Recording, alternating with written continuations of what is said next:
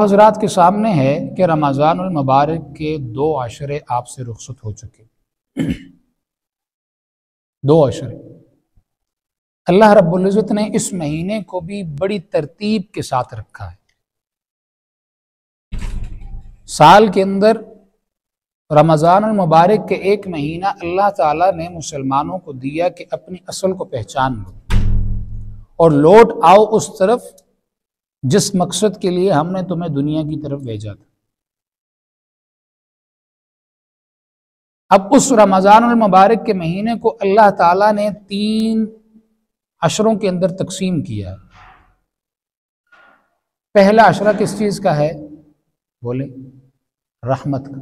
पहला अशरा किस चीज़ का है? रहमत का। दूसरा अशरा है मग़फ़िरत का और तीसरा अशरा है आग से खुलासी पाने का, आग से छुटकारा हासिल करने का। तो जब पहला अशरा मुकम्मल हो तो इंसान को बैठ जाना चाहिए और अपना एहतिसाब करना चाहिए कि जिस अशरे को अल्लाह ताला ने रहमत का नाम दिया है, पूरा रमज़ान ही रहमत है और अल्लाह ताला की तरफ से रहमतों की बारिश होती है, लेकिन अल्लाह ताला ने एक अशरे को ख़ास रहमत का नाम दिया है, तो इसके अंदर अल्लाह ताला ने कितनी रहमत बरसाई होगी। अब इंसान अपना एहतिसाब करे कि मैंने इस रहमत में से कितना हिस्सा अल्लाह ताला से लिया है, एहतिसाब करे। या फिर मेरी यही तबदो रही है कि मैं दुकान पे कब जाऊं, कब वापस आऊं, सोने का टाइम क्या हो, काम का टाइम क्या हो, बस मेरी ये रूटीन ठीक करने में 10 दिन गुजर गए हैं, या मैंने अल्लाह ताला की कोई रहमत भी वसूल की है। और यकीन जाने जो शख्स रहमत वसूल नहीं कर सकता, अगला अशरा मग़फ़िरत का है, तो वह अशरा मग़फ़िरत के अंदर अपनी मग़फ़िरत भी नहीं करवा सकता। उसूल है ना, ज़ाब्ते। आपने अदना चीज नहीं ले सकी, आप एक सीढ़ी पर कदम नहीं रख सके, तो एक सीढ़ी छोड़कर दूसरी सीढ़ी पे कैसे कदम रखें? नामुमकिन। जब आपके पास दूसरा अशरा आता है तो दूसरे अशरे के आखिर के अंदर भी अल्लाह रब्बुल इज़्ज़त आपको मुतनब्बे करते, भाई मग़फ़िरत का अशरा तुमने गुजार दिया, ये बताओ कि अपनी मग़फ़िरत करवा सके हो कि नहीं। अल्लाह रब्बुल इज़्ज़त रोज़ाना अफ्तार के वक्त 60,000 लोगों की मग़फ़िरत करते हैं।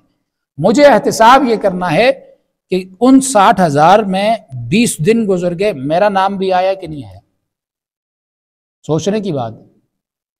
कमाई तो मैंने सारा साल की है ना, या जैसे ही दूसरा अशरा शुरू हुआ मेरी परेशानी लग गई, मैंने बच्चों के लिए, बीवी के लिए, अपने लिए जूते लेने, कपड़े लेने, मैं इन कामों में लग गया, या मैंने अपना एहतिसाब किया कि एक ही तो महीना मिला था, एक ही तो महीना मिला था और इसमें मग़फ़िरत करवानी थी, मग़फ़िरत भी करवा सका हूं कि नहीं। और अगर बीवी बच्चों के कपड़ों के लिए परेशानी रही और मग़फ़िरत की परेशानी ना रही, तो ये सोच ले कि ईद मिलना मुकद्दर में हो ही ना, ईद मिलना मुकद्दर में ही ना हो, तो उन कपड़ों का क्या करेंगे, कहां लेके जाएंगे। वही बीवी जो आज आपके लिए अच्छे कपड़े बनाने को तैयार है, लेकिन आपका बस ये सांस निकलने की देर है, फिर आपके ही कपड़ों से उसे खौफ आएगा, ये मैयत के कपड़े हैं, ये किसी गरीब को दे दो। आपको जिस साबुन से गुस्ल दिया जाएगा ना, वही बीवी, वही बच्चे जिनके लिए आपने सारा वक्त जाया कर दिया, वही दुनिया आपसे रूठ जाएगी। वो साबुन भी आपका इस्तेमाल घर में कोई नहीं करेगा, बोलेंगे मैयत का साबुन तो उठा के फेंको। आपको जिस पानी से गुस्ल दिया जाएगा ना, वो पानी भी वो अपने घर के अंदर नहीं फेंकेंगे, बोलेंगे बाहर दूर जाके कहीं जाके फेंक के। आपकी जिस चारपाई पे मौत होगी ना, उस चारपाई से भी घर वाले खौफ खाएंगे। ये हकीकत है घर वालों की, दुनिया की। तो जब जो मग़फ़िरत का मौका मिला है उसमें अपनी मग़फ़िरत करवा ले। और जिस शख्स ने मग़फ़िरत का अशरा पाने के बाद भी मग़फ़िरत उसकी ना हो सकी, अल्लाह ताला ने तीसरी एक कैटेगरी दे दी आग से छुटकारे की, और इसमें अल्लाह ताला ने पहले से बढ़कर चीजें आपको अता कर, पहले से बढ़कर चीजें अल्लाह ताला अता कर। आज का दिन बड़ा अहमियत का हामिल है, बहुत अहमियत। इसलिए नहीं कि आज जुम्मा है, इसलिए कि आज 20 रमज़ान। आज के दिन एक नई चीज का इफ्तिताह होने वाला है, आगाज होने वाला है, और अल्लाह रब्बुल इज़्ज़त ने उसे एतिकाफ का नाम दिया, रसूलुल्लाह ने उसे एतिकाफ का नाम दिया। अब एतिकाफ की बहुत सारी किस्में हैं। अभी आप बैठे हैं मस्जिद में, अगर किसी शख्स ने मस्जिद से दाखिल होते ही एतिकाफ की नीयत कर ली कि जब तक मैं मस्जिद में हूं मेरा एतिकाफ है, तो ये भी एतिकाफ है और उस पर भी बड़ा अजर है। और इंसान को इसका एहतमाम करना चाहिए कि जब भी वो मस्जिद में आए, किसी भी काम के लिए आए, एतिकाफ की नीयत कर ले। मैं जब तक मस्जिद में हूं एतिकाफ की नीयत से। लेकिन जिस एतिकाफ की मैं बात कर रहा हूं वो कुछ और है। आप अलैहिस्सलातु वस्सलाम ने पूरे रमज़ान मुबारक का एतिकाफ रखा, पहले अशरे का एतिकाफ रखा, दूसरे अशरे का एतिकाफ रखा, तीसरे अशरे का एतिकाफ रखा, पूरे अशरे का, पूरे रमज़ान मुबारक का एतिकाफ। मकसद क्या था? मकसद ये था कि लैलतुल क़द्र को किसी तरीके से हासिल कर लिया जाए। और बड़ा आसान तरीका है लैलतुल क़द्र को हासिल करने का, बहुत आसान। आप एतिकाफ की नीयत कर लें, मस्जिद में आके 10 दिन के लिए बैठ जाएं, आपको लैलतुल क़द्र हासिल हो जाएगी। इतना आसान तरीका।